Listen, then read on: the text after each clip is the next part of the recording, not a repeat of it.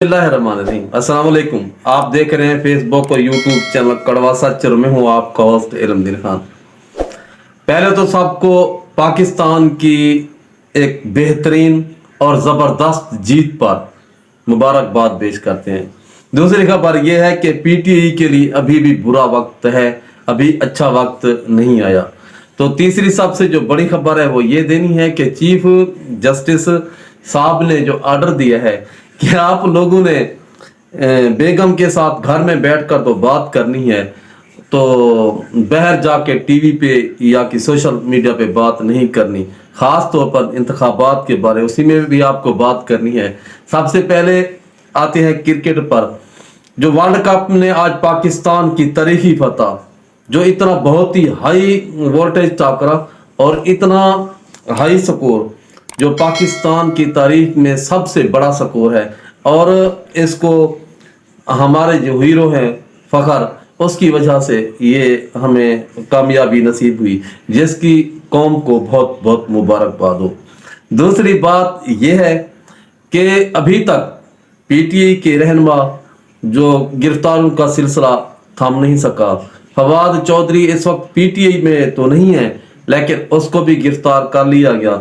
उसके कुछ क्या नतीजे निकलने हैं वो भी आपके सामने कुछ दिनों तक आ जाएंगे। और तीसरी सबसे जो बड़ी खबर है वो है चीफ जस्टिस साहब ने जो एक ऐलान किया है कि आपने कोई डिस्कस नहीं करनी, खास तौर पे जो अपना इंतखाबात हैं उसके बारे में कोई मीडिया पर टॉक पर कोई डिस्कस नहीं करनी। तो ये अगर करनी भी हो तो घर में अपने बीवियों के साथ करना, बाहर नहीं करना। एक तो ये पाबंदी है।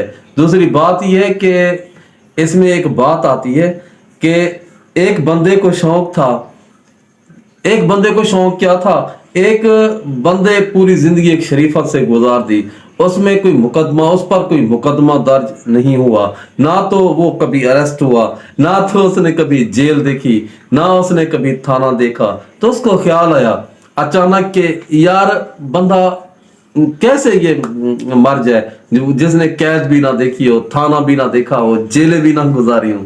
तो उसने सोचा कि इसका क्या करना चाहिए। तो उसके जहन में एक तरकीब आई। तो वो बेचारा बिल्कुल शरीफ और नफ्स इंसान रहा, लेकिन उसने अपनी बेगम को बुलाया, साथ बिठाया बड़े प्यार से कि एक राज जो मेरे दिल में दफन था, मैं आपको वो बताने जा रहा हूँ, प्लीज ये बताना किसी से नहीं है। तो उसने कहा मियाँ जी आप बताएं वो क्या ऐसी राज की बात है जो आपने अभी तक अपने दिल में छुपा रखी है। तो वो उसे कहता है कि मैंने नौजवानी में एक इंसान का खून किया था, तो वो लाश मैंने अपने इस घर में, घर का जो कमरा है कोने में छुपा दी थी। तो आज तक किसी को पता नहीं चला, और मैं ना तो मुझे जेल हुई, ना थाना हुआ, ना उस कत्ल का किसी को पता चला। तो उसके बाद होता क्या है नाजरीन कि उसको बेगम को उसने बताया कि किसी को बताना नहीं है। तो उसके बाद वो बेचारी क्या करती थी जो औरत, उसने एक दूसरी औरत से कहा कि आपने किसी को बताना नहीं है, मेरे मियाँ ने जवानी में एक खून किया था, कत्ल किया था और लाश को दबा दिया था हमारे सहन में, तो आपने किसी को नहीं बताना।